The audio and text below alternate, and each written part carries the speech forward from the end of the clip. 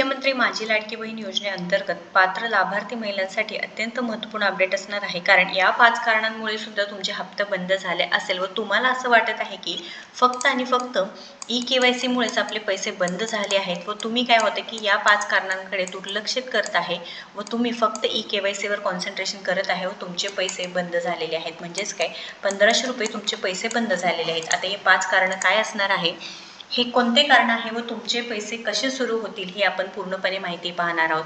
Pending हप्ता असो किंवा तुमचा जानेवारी हप्ता तुमच्या खात्यात डायरेक्ट येणार आहेत.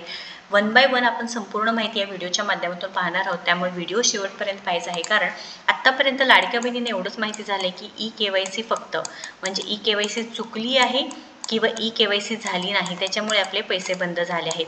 बरं, यामध्ये काही खोटी माहिती पण नाही की ई-के-वाय-सीमुळे पैसे बंद झालेत. बरं, ई-के-वाय-सी चुकली होती तर तुम्हाला दुरुस्ती प्रक्रिया करण्यासाठी इथं काय दिलेलं आहे, पर्यायसुद्धा देण्यात आला आहे व तुम्ही ई-के-वाय-सी दुरुस्तीसुद्धा केली तरीसुद्धा तुमच्या खात्यामध्ये हे पैसे जमा होत नसतील तर हे 5 कारणं महत्त्वाचे असणार आहे. ई-के-वाय-सी ज्यांनी केली नाही त्यांच्यासाठी कोणताही उपाय चालणार नाही. कारण तुम्ही ई-के-वाय-सीच केली नाही तर तुम्हाला त्या योजनेचे पैसे कसे भेटणार आहेत. तर तुम्हाला कायम तिथे बाद करण्यात आलेला आहे.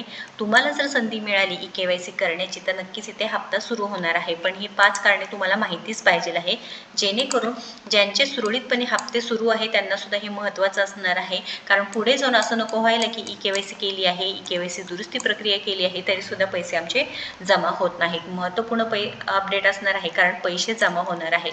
तर लाडक्या बहिणींनो लक्षात घ्या, ई-के-वाय-सी करणे बंधनकारकच आहे. ई-के-वाय-सी ज्यांची झाली नाही त्यांच्यासाठी सरकारकडे एक विनंती आहे की नक्कीच आम्हाला ई-के-वाय-सी पुन्हा एकदा सुरू करा.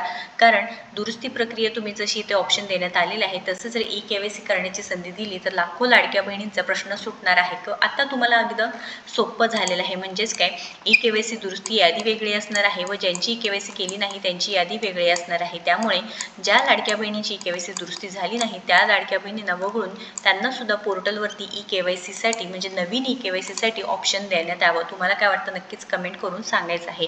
हे एक महत्त्वाचा मुद्दा आहे. दुसरा म्हणजे काय,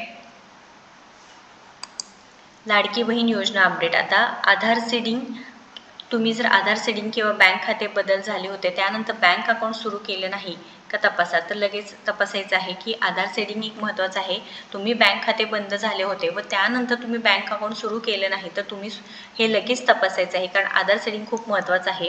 मागील म्हणजे काही अपडेटपासून तुम्ही आधार ॲक्टिव्ह करून घेतलं नसेल तर ते लवकरात लवकर करून घ्यायचं आहे. आता बघा, हप्त्याचं वितरण कधीही होऊ शकतं. कारण जानेवारी हप्त्याचं वितरण अजून झालेलं नाही. असं नको आहे की हप्त्याचं वितरण होणार आहे व तुम्ही कोणतीही प्रोसेस केलेली नाही. तर बघा, आधार सीडिंग बँक खाते बंद झाले होते त्यानंतर बँक अकाउंट सुरू केले नाही का हे लगेच तपासायचं आहे. मागील अपडेटपासून तुम्ही आधार ॲक्टिव्ह करून घेतलं नसेल तर ते लवकरात लवकर करून घ्यायचं आहे. त्यानंतर तिसरं कारण म्हणजे बँक खाते काही कारणास्तव तुम्ही बदल केले आहेत व आता ते नवीन खाते तुम्ही जोडलेच नाहीत व अपेक्षा करत आहे की तुमचे पैसे त्या खात्यात यावं. आता लक्षात घ्या, तुम्ही ॲड्रेसच बदलला आहे, बरोबर आहे. मग या ॲड्रेसला जाऊन उपयोग आहे का? नाही. मग या ॲड्रेसला तुमच्या खात्यामध्ये पैसे येणे गरजेचं आहे. त्यामुळे तिथे ते अपडेट करून घेणं गरजेचं असणार आहे. ई-के-वाय-सी चुकली आहे, दुरुस्ती प्रक्रिया करा. फक्त 2 मिनिटाचं काम असणार आहे. बघा, ई-के-वाय-सी चुकली आहे, फक्त 2 मिनिटाचं काम आहे. यावरती क्लिक करा, तुमचा आधार क्रमांक टाका, कॅप्चे टाका, मी सहमत आहे करा. त्यानंतर 2 प्रश्न विचारले जात आहे, तिथं नाही आणि नाही उत्तर द्या व त्यानंतर सबमिट करा. तुमची ई-के-वाय-सी दुरुस्ती होणार आहे. व त्यानंतर एक आहे ते म्हणजे पोस्ट बँक खाते तुमचे खाते असेल तर प्रत्येक वर्षी नवीन पोस्ट बँक ई-के-वाय-सी करणे बंधनकारक आहे.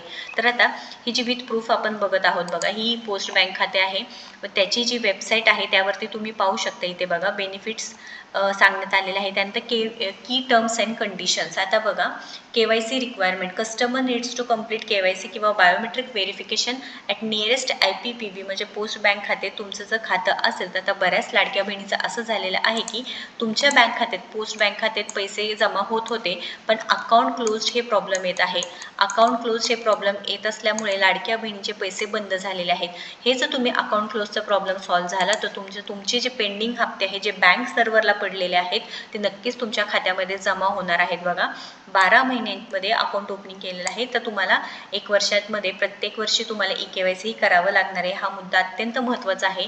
जसं की मी म्हटलं, हे जर काम केलं तर पेंडिंग हप्ता जो बँक सर्व्हरला होता जमा ते पैसे व येणारे जानेवारीचे 1500 रुपये सुद्धा डायरेक्ट तुमच्या खात्यात जमा होणार आहे. तर हे 5 कारणं अतिशय महत्त्वाचं आहे. तुमचं सुद्धा याच्यातलं कोणतं कारण आहे का नक्की चेक करा. तुम्हाला सुद्धा के-वाय-सी साठी नवीन लिंक पाहिजे असेल तर नक्कीच इथे आपण कमेंट करायचं आहे, कारण का सरकारपर्यंत ही माहिती पोचायला पाहिजे आहे व आपल्याला काय गरजेचं आहे हे सुद्धा आपल्या महिला व बालविकास विभाग मंत्री अदितीताई तटकरे यांच्यापर्यंत ही माहिती नक्कीच पोचायला पाहिजे आहे. महत्त्वपूर्ण अपडेट आहे, जास्तीत जास्त बहिणींना शेअर करावं. अशाच महत्त्वपूर्ण अपडेटसाठी आपल्याला फॉलो सबस्क्राईब करा. धन्यवाद.